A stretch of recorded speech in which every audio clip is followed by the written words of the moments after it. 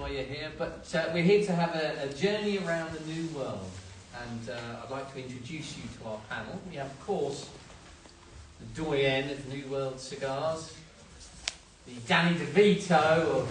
No, let's not go on, let's not go on. He'll hit me later. We'll lower this really quickly. Yeah. This is the beloved Scott Vines of Tor, of course. And on his left, we have the James Bond of Cigar Brand Ambassadors, Mr. Ken Silverio. Welcome, Ken. On my right, we have my good friend, Mr. Stephen Kron. He's hobbled in to see us, having suffered terrible back and leg trouble, so thank you for making the effort. We appreciate it. We hope we won't cause you more pain. And finally, we have my friend, Zach, on the right, who's here from Dura State. Mr. Reynolds. I've told him he just needs to look pretty. That's what I'm here for. He's good at that. But we're going to have a little trip around the world and tell you a bit more about New World Cigars, which of course are all part of the Tor Imports stable. And if at the end you'd like to ask a question of these guys, all of them very well known in the industry and part of some of the biggest cigar makers, you'd be very welcome to ask your questions at the end. But I'd like to start with you, Stephen, if I may. Of course.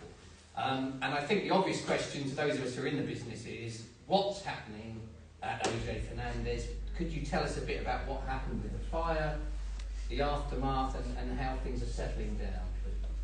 Absolutely. So the fire was just about 6 weeks ago. Can you speak up? I can try. The fire was just about 6 weeks ago.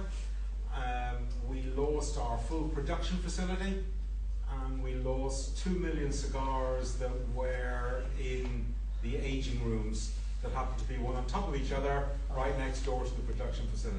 So the whole factory we're talking about? The one particular end, it's kind of an L shape, and one particular end went on fire. The fire started at 8 o'clock in the morning and was fully extinguished by 2 o'clock in the afternoon. So it blazed for about 5 hours. On the positive side, nobody was hurt, injured or damaged, which is the most important and fantastic for everyone that was involved. All our tobacco, so all our store of tobacco was all saved. All the tobacco leaf that we had was removed from the factory. Right. So all of that was saved. Undamaged? Undamaged. Okay. Undamaged by smoke damage, Yeah. undamaged by anything else, so completely undamaged. And of course, the good news to continue is 9 days after the fire, production has restarted again. Wow. So we were very lucky. We had two, we call them tobacco storage barns. To put them into perspective, they're the size of a double airplane hangar, and they are on the edge of our farm called La Lila, which is right next door to our main factory. And we turned those in 9 days from tobacco storage barns into a temporary production facility. And as I said, production started 9 days ago, well 9 days after the fire, and we are now back to a full production schedule. We are waiting for materials to arrive, so the bands and the boxes and things that were destroyed, but all our suppliers have been very generous in their time frames in making that happen for us. And a lot of our compatriots, a lot of the other cigar manufacturers in Esteli, where the factory is, came out, down tools, helped us move tobacco, helped support us, have given us equipment to be able to start manufacturing again. So in terms of everything, you know, horrible thing to happen, nobody was hurt, and production is back up and running. What about at the sort of time of it? When we talk a lot in this industry about competitors but also being friends, have you seen evidence of that? Absolutely. I mean, you know, we want to use the word competitors. It's not a word that I like. So, you know, the other manufacturers in Esteli, as I said, they down tools, they came to help us move tobacco, they've given us the equipment, they've given us rolling tables, they've given us some of the materials that we needed to actually have in place the full production facility for our rollers to start rolling again. So they've all been amazing. And you know, we couldn't have done it without them, but with their help, we managed to make sure everything was done safely, securely, and in a good way. And they've even given you staff and things? And Staff we didn't have an issue with, thankfully, Right. because all our staff were okay. Nobody was hurt, injured, damaged. So Okay. the staff were there. So the staff just are back working basically, which is the important thing. Yeah. We're back rolling cigars. So that's what's also. And is it a case of just, I mean, no, just, it's not this simple, but in terms of numbers, Yeah. you know, let's say I don't know the numbers, but for the sake of argument, you would have made 500,000 cigars during those 9 days, or probably a bit more. Is it now a case of just picking up when you can? Is it that simple? Yes and no. I mean, there is a regime in place where we are catching up in terms of working slightly longer hours. Right. To be able to manufacture what we need to make up some of the gap. Yeah. The company's focus is now very much on the cigars we make for AJ Fernandez that we sell. As you probably will know, we do make cigars for a lot of other manufacturers. Yes. So, you know, those cigars that we make manufacturers will come back on stream more slowly. And the focus is to make sure we make enough AJ Fernandez cigars from our own portfolio to be able to supply all the markets. And in reality, there will be a small supply gap. It doesn't mean there will be out of stocks, it just means there will be a small supply gap, but that will be caught up very quickly. Okay. It's probably, you know, literally a 6-week gap. Right. It won't affect every single SKU, it will affect some, but the majority will be okay. Okay. And knowing Esther Lee as I do, it must have been a big drama at the time you said to me earlier that, you know, obviously you could see smoke all over town. Yeah. Was there a lovely smell? I don't know because I wasn't there. You know, 2 million cigars from the aging rooms went up in smoke. I had the comment made to me that it must have been the nicest smelling fire you could smell. That's what I was thinking. I don't know, and I'll be honest, I just didn't have the, let's use the word guts, to ask anyone if the smell was good. I'm sure that because it wasn't it the right thing to ask. But it was a big, serious situation, fire, dramatic. We plan to have that production facility rebuilt by December. Okay. And just out of interest, what are the fire services like in this building? They were absolutely outstanding. Right. You know, they were there as quickly as anyone would expect them to be. Okay. They're not exactly on the doorstep, No. but they were there in full force. They were outstanding. Great. You know, they were risking a lot in terms of personal safety and everything else to be there. Really? And they were, you know, I can't praise them enough. They were outstanding. Brilliant. That's good to hear. Well, thank you for that. You're And, glad to hear that a nasty story is not as bad as it could have been. Indeed. So let's talk about nice things. Yes. Tell me about what's happening at the moment. You're launching a cigar, I understand. Mm-hmm. Or so when I say launching. Yeah, so we do have an advantage that maybe some of the other manufacturers in Nicaragua don't have, which is we have a second factory north of Esteli, a place called Ocotal. It's our San Antonio factory. I think some of Scott's tour. You were there recently? Were there and saw that factory. That's It's right. quite an impressive brand new facility. The new cigar that we just launched actually at the PCA that happened last month. Yeah. And will be launched internationally in September at the Dortmund Trade Show, is called Decenio, and it was being manufactured in the San Antonio factory. So it wasn't affected in the same way as some of the cigars that were made in Esteli. It is called Decenio. It is to celebrate the 10th anniversary of the New World family of cigars. It was first manufactured in 2014. Yeah. So it's Decenio means decade. So it is a box press cigar. It will be a full part of our portfolio. It's not a special, it's not a limited, it is a full continuous product. It's going to be available in boxes 20. It is a very, very different taste to any of the other New World cigars we have in the portfolio. Something that I would say to anyone when they do get a chance, and hopefully they will, to taste it. And that is the newest product in the And portfolio. what makes you say it's totally different to what? I say it because the wrapper. The wrapper Right. is Mexican San Andres. Okay. So that has a little bit of a different Yeah. result in terms of the smoke profile Interesting. and the character of the cigar. So yes, that's as Okay. much as we're giving out the information right now. Fair dues. But you know, everyone knows it. It's not a secret. It is Decenio. It is already being launched in the US, even though it hasn't been sold there yet. It's just about to go on sale, but it is on its way and it's on its way. Okay. We might talk about this later, but is there a story about the name New World in terms of that cigar? Well, yeah, when we were in the factory, I tell this story that we only trademarked the New World cigar, Tom. So we trademarked this in Worldwide 2011. trademark? No, No. UK. Okay. Okay? So we trade, if you want the real history, Tor was a different beast to what it is. Well, we'll talk about that in a minute. Yeah. But So, yeah, particularly in we only relation to trademarked this it. It cigar. was a really Yeah. fascinating thing. Because I remember coming to Dortmund with Stephen, Yeah. and he says, AJ wants to talk to you. Right. Well, he didn't really want to talk to me because he only speaks in Spanish. So, You want someone to talk to you. yeah, so the next question is, AJ wanted permission to sell his cigars in the UK. Ah, right. Okay. You So said my no. answer was, as long as we were distributed. Fair enough. And we shook hands on that. And he actually told that story this year when we did the tour tour in Nicaragua, because I don't think people believe me that we can't have owned this trademark. But AJ actually told the story to the tour group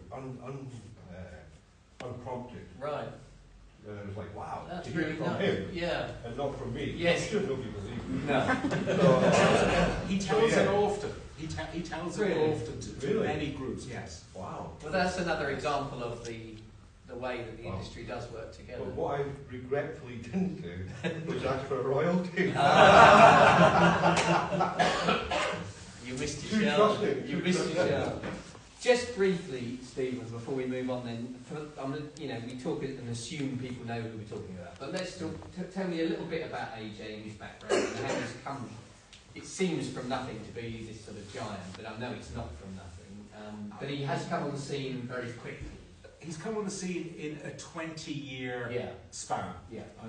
Last year was the 20th anniversary cigar that we launched, so it was 20 years since he started producing cigars. He started He in... must have been a really young guy when he was. He was. He's, if I do my math correctly, he's 47 this year. Right. So he started in a garage of a house that he had rented in Esteli with, depends on who you ask, 5 or 6 friends, Right. rolling some cigars, letting people that were in the area taste them, smoke them. That's where he started from. And from rolling whatever 5 people could roll in a day, I don't know, 70, 80, 100 cigars, whatever it was, we produced last year 40 million. So we've gone from 0 to 40 million in 20 years, which is quite an incredible thing.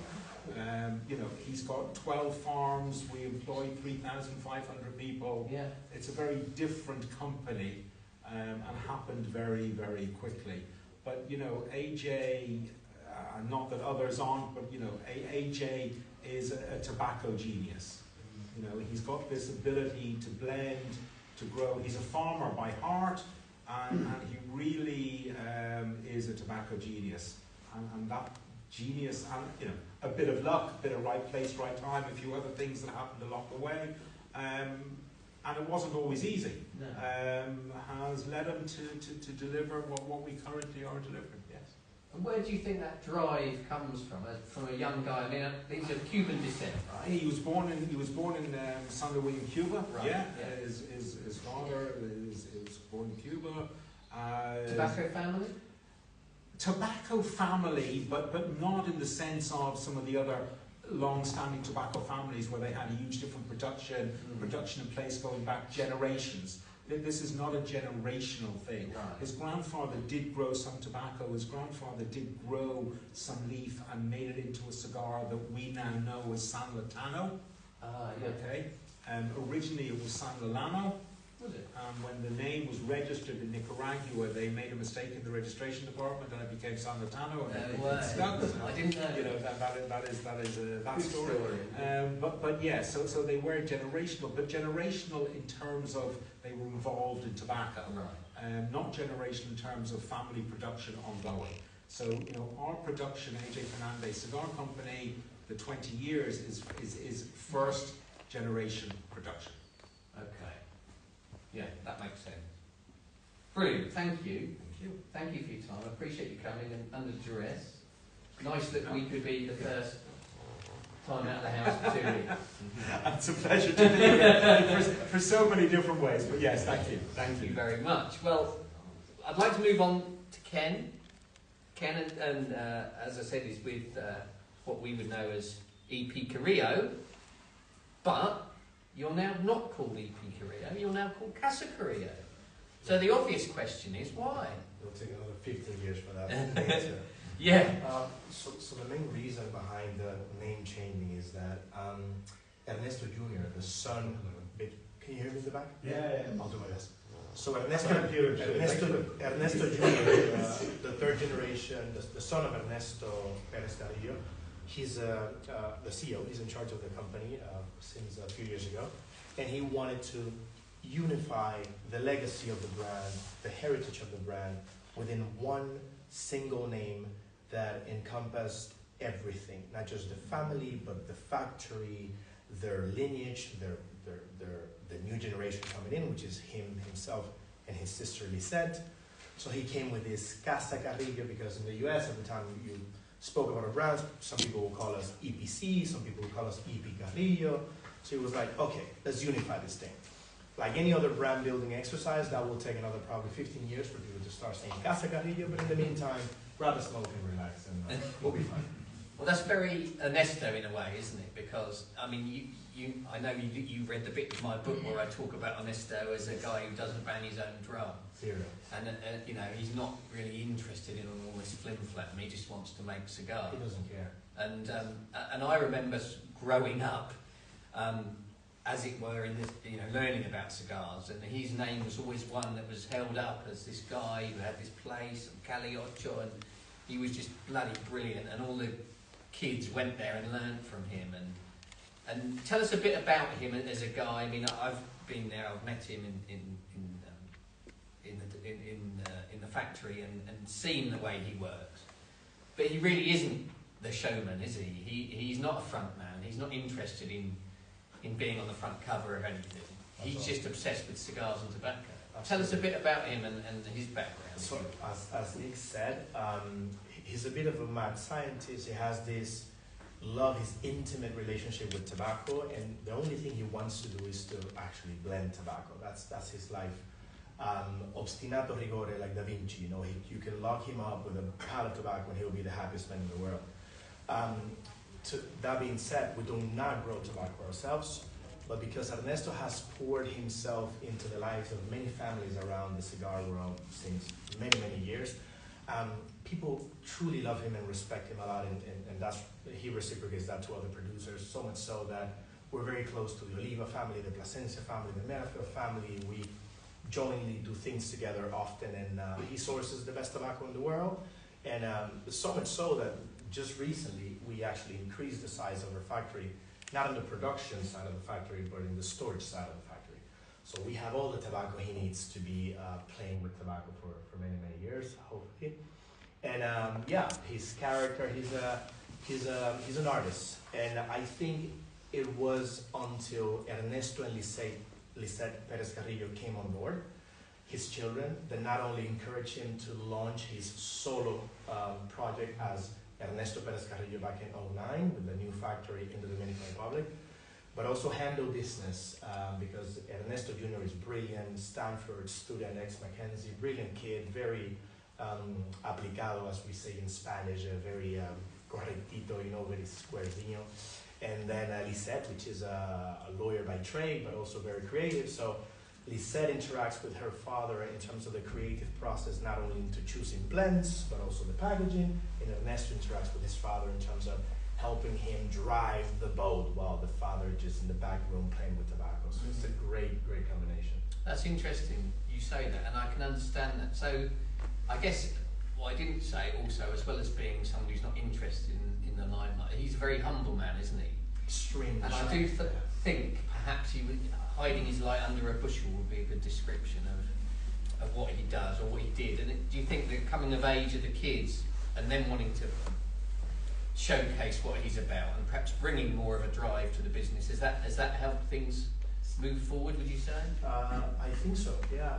He will continue to be a very humble, shy type of character, man, but his children are the same. He raised those kids, Yeah. and they have that from him.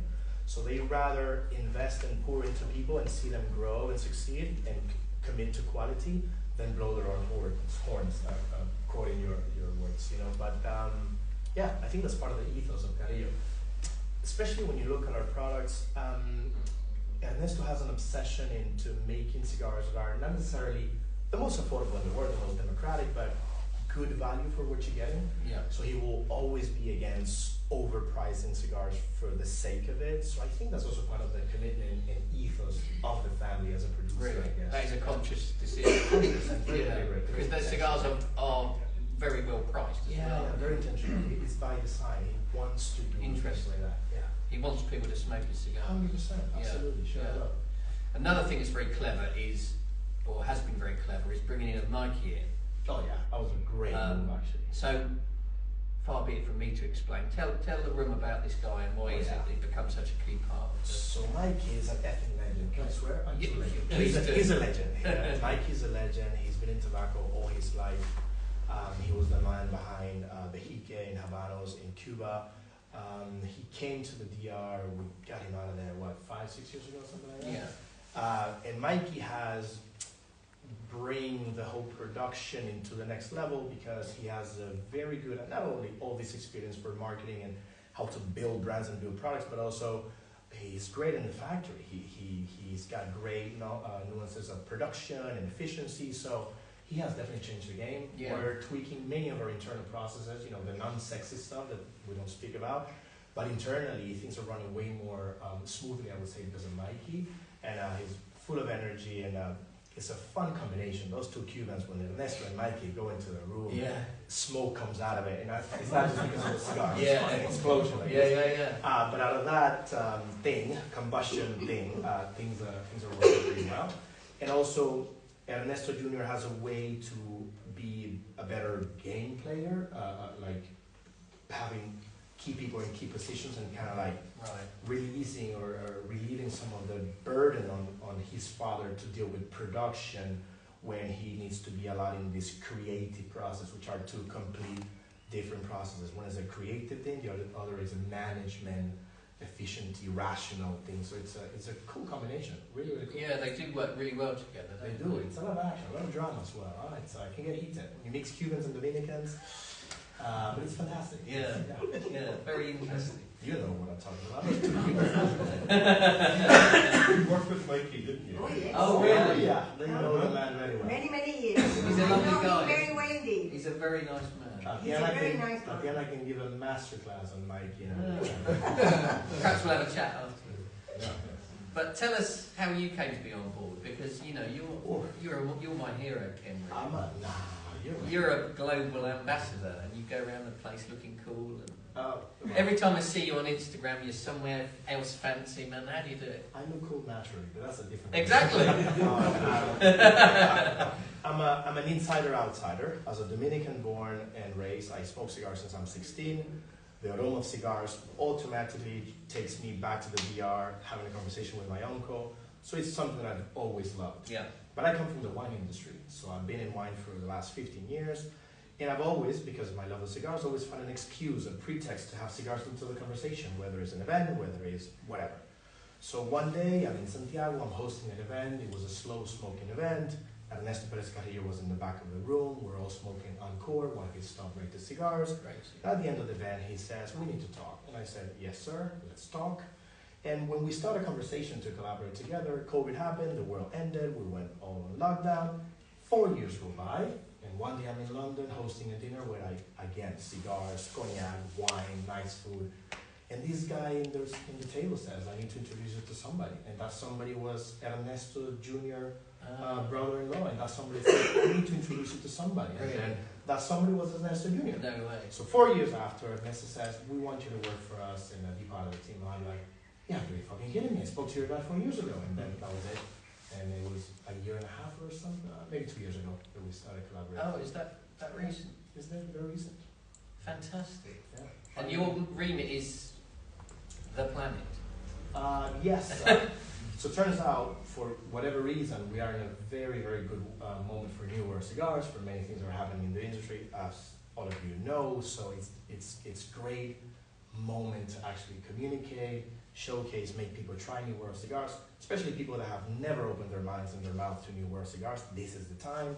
They're enjoying it, and we are discovering, like in Dorman, in PCA, people coming to us, markets coming to us and say, hey, how are you guys? My clients are asking me for your cigars. Can I import your cigars in your country? And that's fantastic. A new flag, a new place in the map. So we're really excited about what's happening in international. We have a strong team in the US that's going up very strongly. Ernesto Viller is doing a fantastic job there.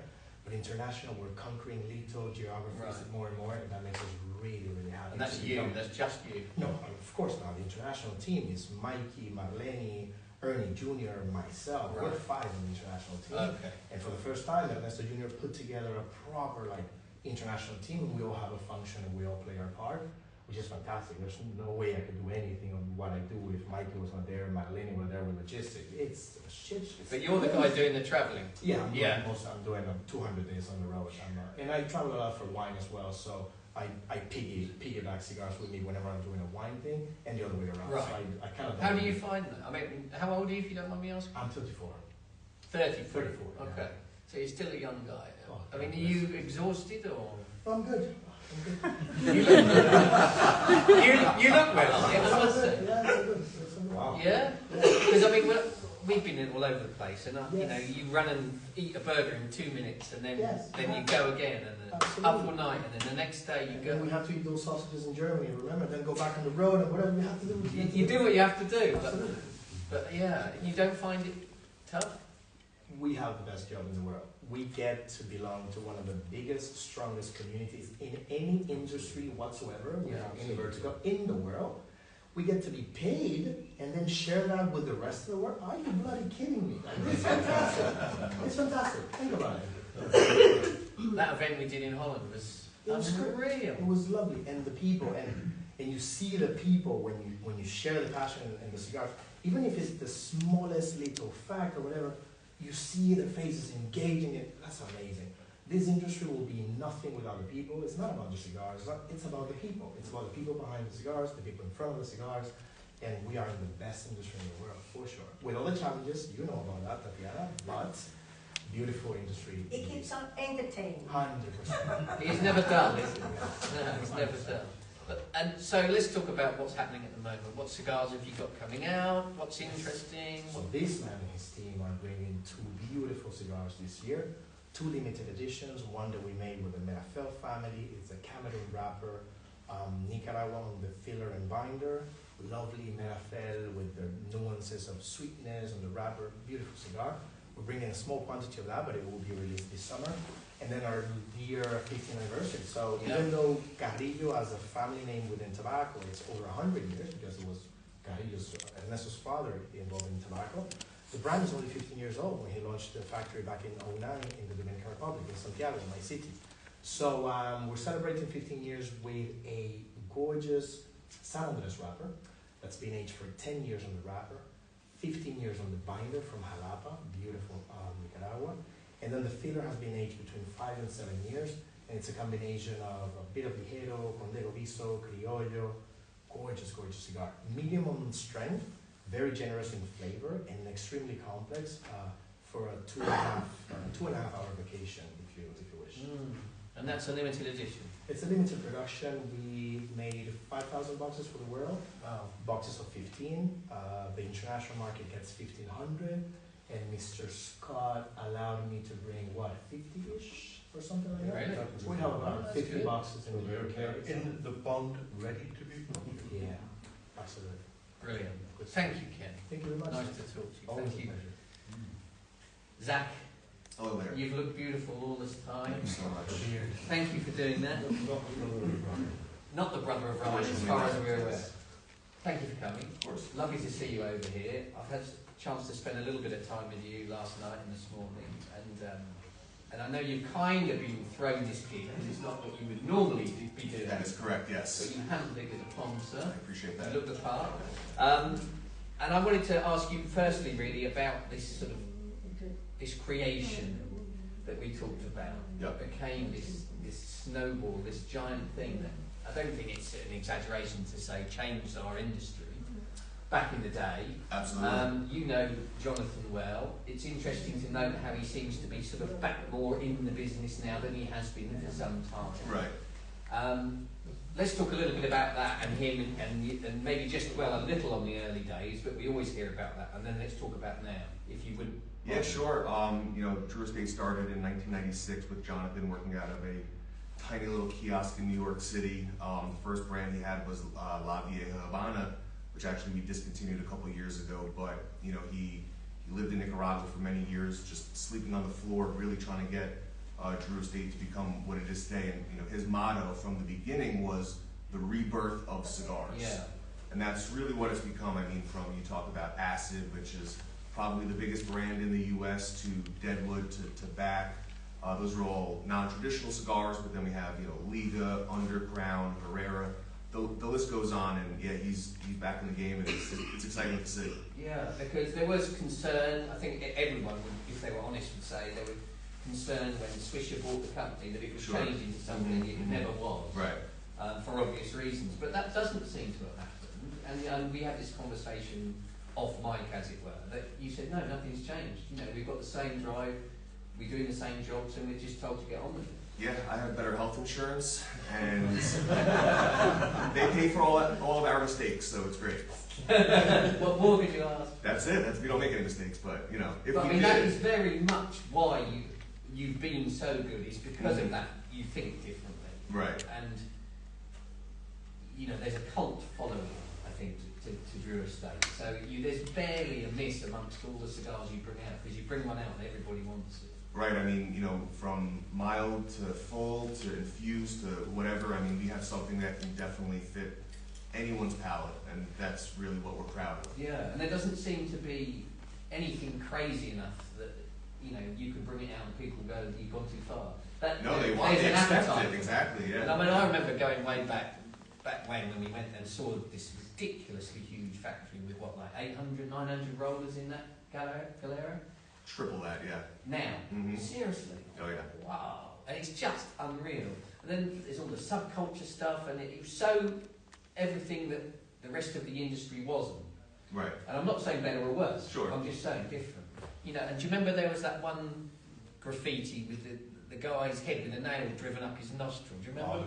More And than I'm one thinking, critique. really? I mean, have these guys gone too far? But everyone just lapped it up. Yep. But what I think was very clever is that Jonathan was always hugely respectful of everybody else. Absolutely. And the tradition. Yep. He wasn't saying the rest of you are crap and we're taking over. Never. Yep. He was bold enough to say it's a rebirth of cigars, but he wasn't saying we're doing something that nobody else is doing. He's saying we're just taking it forward. Exactly. I still struggle to get my head around the way his brain works and how he works. You're not Can alone. you try and explain No, to those guys that don't know him what an incredible character he is? I mean, sitting in meetings with him, he's just an idea man, one after the other, and each one is better than the next. And you just, seeing it when you're actually in a room with him, talking to him, he's so great for the industry, and he just keeps coming up with new and better ideas every day. And one of the things, and I think this applies to everybody, by the way, one of the things that appeals about Drew and about the industry is the social responsibility side. When I first came to Esteli, I was amazed that Scott was saying to me that that's a doctor's surgery inside the factory, and if anyone has any problems, they go to the surgery, and that includes their families. They have access to what we would call private healthcare. And no, that's a creche, because the young mums come and they do a lot of the work, but they've got kids at home, and so the kids are looked after. Absolutely. And they build houses and build churches and roads and things that we never get to find out. Exactly. And, Yep. and people who are, you know, I've heard countless stories of members of staff who are seriously ill and just get looked after. I mean, that is not something that everybody crows about, quite rightly, but it's a very important part of what they do. Absolutely. And that doesn't happen in other parts of the world or in other industries. Right. Can you explain why you think that might be? Yeah, with Jonathan's time in Nicaragua, they really took to him and they respected him and his passion for the industry, the country, and just through that love, they really bonded together, Jonathan and Esteli and really the whole country. And it's just, you know, from that, Jonathan's been able to do so much for the country, for the industry. Yeah, I mean, and he's known as the El Gringo Loco, right? That's exactly right. Yeah. So he turned up, and the story as I know it is that he turned up, you know, on his own in Esteli. He didn't really speak the lingo to start with, and he, as you said, he slept on the floor, Yep. somebody's floor, and he ate apples because that's the only thing he could get his hands on. And some of the guys that were already there took him under the wing. Yep. Some didn't. And that's literally how he started. And when you think to create this like monster that there is now, it's quite astounding. And I'll imagine that the people don't forget that. You know, he's literally supported the entire community. That's right. Yep. And I just think that's a great thing. And I know that Carrillo have Carrillo Cares. I know that everybody is involved in that side of things. And I think it's important we don't forget that. Yeah. You're right. You know, a lot of that money doesn't just go in somebody's pocket. Exactly. It does get put back into very good causes as well. Absolutely. Thank you. Thank you very much for your time. Thank you so much. Thanks for having me. Mr. Vines, Gosh, it's all down to you. gosh, the home run. Yeah, Hi. you've got the last leg. Right, okay. Talk to me about New World Cigars, because it's a term that we all just seem to think is fine. In other parts of the world, it can cause consternation. Some people are offended by it, think it's a colonialist term. You came up with that idea, and it became a thing that we all call it. Why was that? Tell me why. Right, okay, so where it came from is very simple. So back in the day, humidors didn't look like they look today, and there was basically not a lot of people doing what we do. So I would walk into a shop, and I would see on the humidor be Cuba, Cuba, Cuba, Cuba, and in the bottom right-hand corner would be one or two boxes of cigars, which were non-Cuban. In other words, they had to be cheap. So that was the mentality of the industry. Yeah. There was not really anybody who was kind of doing what we were doing. You know, and it's hard work when you're out on the road yourself, because tour is a different to what it is. It was now. you, basically. Yeah, there was 7 of us at the time. Yeah. The rest people were tour. And we travelled the country, and you get this call after call. It's quite demoralising, you know. And it was just, you know, trying to think how we had strong brands in our heads, and nobody else's, like Oliva and Padron. And I'd say, how do we strengthen the brand? So we created this umbrella idea. Right. New World Cigar. Okay, we just copied the wine guy. Yeah? Yeah. So you have Cuban and non-Cuban. That sounds really negative. You don't have a Scotch whiskey and a non-Scotch whiskey. You don't have a French champagne and so on. So it's just, let's get a balance. Let's change the language. So just by making that change, lifts Yeah. the name, Yeah. away from non. Because it's slightly derogatory in a way, isn't it? It's not necessarily Yeah. intentionally, but Yeah. when you look at it, non is you're Exactly. not as It's good just as. negative. Yeah. Yeah. So the whole point was to try and do that. So that's really where we came from. And then I had the brainwave to trademark it. And bizarrely, it was only when I went into 2021 to renew the trademark that it was actually trademarked on my son's birthday. Was it? 15th of April, Wow. which is also the same day as the Titanic crash. and the Hillsborough disaster. Any more? My son was born. That's why I know that one. But More. in hindsight, that is a genius move. At the time, people thought you were No, the time barking was up the wrong survival. tree. You know, Tor was we didn't have a happy, as we say in our part of the world, Yeah. to rub together, so it was kind of survival. How do we change the language? Because unless we change the language, you know, nothing was going to happen. No. And slowly the bottom shelf became more of our brands, and we kind of moved up a shelf, and off we went on this. Who was your first client, as it were? What, retailer or? No, New World New World. Manufacturer. So when I took over Tor, we were working with Aliva and Right. Padron. Okay. So that's their existing kind of heritage. Yeah. And then I would say the kind of breakthrough for us came with Alec Bradley in 2011. Oh, really? And they won the Cigar of the Year with the Princesa. And it's like, oh. Oh, yeah. So that picked up our ears at the #1 cigars, because we didn't really think about the fact that we already had, I think Padron had 3 by then. Yeah. And so we already had 3 in our portfolio, so that gave us 4. And all of a sudden it was like, oh, hang on a minute, there's a kind of plan emerging here. So did you chase accounts? Well, what we kind of did, I would go to what we called the IPCPR, which Yeah. is now the PCA. Yeah. And at the time I was probably the only guy in the UK going. So off I'd go, and I'd usually take a retailer. There's one in the room who's been with me to the PCA. And I'd take a different retailer. And it was good to get a retailer perspective on the brands. So I looked at it as a distributor, think how wide could we distribute this brand? Yeah. And they would look at it as a retailer to say, well, can I actually sell it? Yeah? Or how could I sell it? Yeah. So I would take different retailers, and then what I would try to do is work it so baby steps, we'd take 1 new supplier a year, Right. because we felt that was the only way to do justice to the supplier. Yes. What I didn't want to do was be a badge collector Mm. and go, hey, look at me, I've got all these badges. And then not service. Because all that happens is you spend the grief with the manufacturer, because we haven't done anything with the brand. Right. So it was a case of saying, right, okay, you said one was Alec Bradley, then my father, and lo and behold, my father got #1 cigar. And I thought, oh. So I was starting to We're fill onto in the something. lottery tickets thinking, you know, I'm going to win the lottery. And that's how it kind of happened. Yeah. So year by year, starting to expand the range, but only, in our words, work with the best. Yeah. So we came up with a very simple strategy of how we would partner with someone. Yeah. What's the key criteria then? Well, historically family, Really? yeah, first of all family, and that's really important. And you look at the chain, you know, it's all family businesses.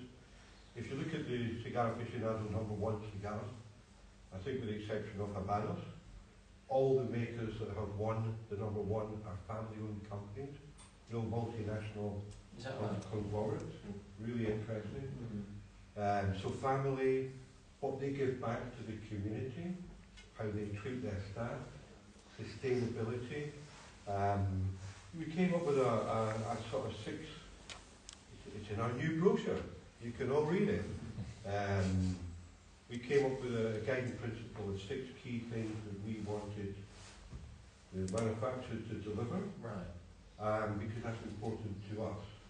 So it's not all about are they big in Selling loads. selling loads, Obviously that because helps. But ultimately, give us 2 or 3 of those then. what, like, who sells a lot? No. 2 or 3 of your criteria. Yeah, well, that's what I'm saying. The criteria is the award winning, it's got to be sustainability, it's got to be giving back, it's got to be family owned, Right. we look at the heritage, yeah, we look at a corporate governance as to how they respect their communities Yes. and give back to their local communities. Yeah. And what's the most important thing is, can we work together? How do you determine that? Because meeting the people, Right. we've made a policy, we visited every factory bar one, Yeah. because we haven't been working a lot, but we just will turned be, 1 year. 1 year Is it anniversary. already? yeah. Wow. But it's in the schedule for early next year. 2026, yeah. Yeah. So we make a policy of going to visit all the factories, Yeah. see for ourselves. But the most important thing, more than anything, is the relationship Yeah. with the people. If we don't have a relationship, we don't have a partnership. Well, that leads me on to, I want to talk before we go about the Summers events, but one of the things I know is very important to you and you hold dearly is that charitable side of things that you try and give back from your perspective as well. Tell the guys a little bit about what you do as a company in that regard. Gosh, wow. Well, you were with me on the first trip that we went to Yeah. a school in Escalí, Fe la Alegría, Faith and Happiness. It's a school for about 1,200 children, very disadvantaged children. There's people in the room, Gregor, Ian, Steve, they've all been the boys at the back, Yeah. the backseat boys. Yeah. They've all been there to see for themselves. The school is magnificent. It's for disadvantaged children from 3 years old up to 12. The first time we went there, I was like, wow. Yeah. You know, kids are all immaculate, happy. You want to see? Ah. And everything behind us. Wow. In Escalí, this is the school that Tor supports and has done for the last 8 years. We're bringing people to the school to let the UK retailers see really what Nicaragua is all about, the children and the education. Today we spent time with Wilfred, we've eaten with him and we visited some of the classrooms for the new entrants of 3-year-olds right up to 12-year-olds, so it's a wide spectrum. We've been able to fund the children to eat every day for breakfast and lunch, so it's fantastic for me every year to come here and just see the improvements that they make. It's inspirational. This is something very, very special.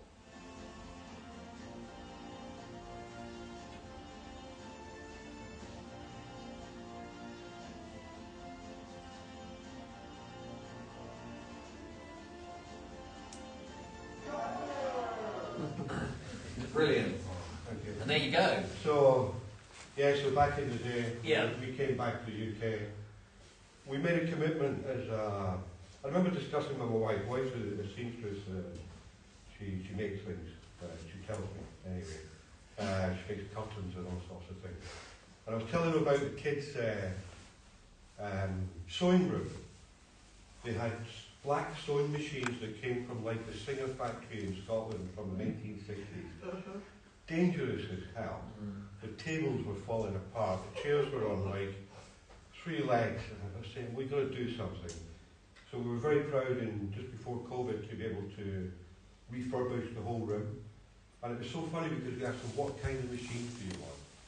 They wanted manual machines. They didn't want electric fancy machines. The reason being is if the electric machines broke down, they would struggle to get repairs. Right. So they wanted basically what they had, but just 40 years younger. Yeah. But since then, we've worked with Nick on his book. Yep. So every book we still sell today, we put £1 in the kitty towards the school. And for the last couple of years, we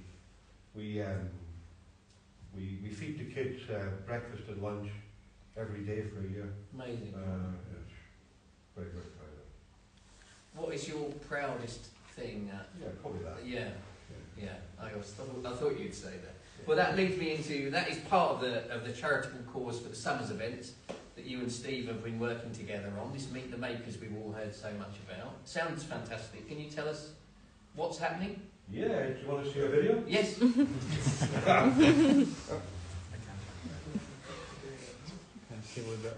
Give me a sec.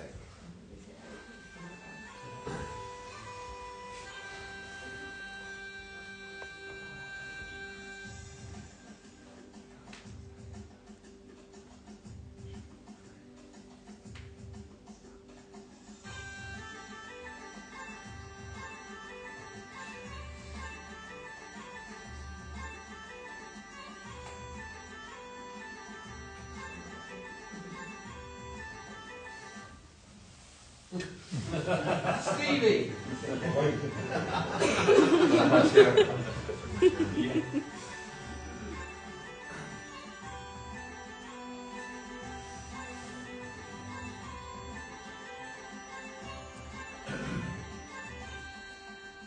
How exciting. Wow. How exciting. Wow. Looks So- good. What does it mean? 26th of July. If you have not bought your tickets, You better do you it. need to. Okay? This is a not-for-profit event. We have 13 A-lister cigar makers coming over. We have 7 whiskey distilleries represented. So we have the cigar royalty meeting the whiskey barons under one roof in a castle just outside Edinburgh. Never been done before in this country. It's a generational event, probably. 26th of July, it's all for charity. There's 2 charities for disadvantaged children in Scotland who will receive, and the 1/3 will go to the Fe La Alegría that you've just seen in Nicaragua. Brilliant. It's a day from 11 to 11-ish. Everything's 11. 11. Everything is organised. You'll be told where to be in Edinburgh to catch the bus. The bus will take you to the castle. The bus will take you home at night, so there's no Uber, taxis. You arrive at the castle, you'll be greeted by all this royalty. You will get a cigar from each of the royalty.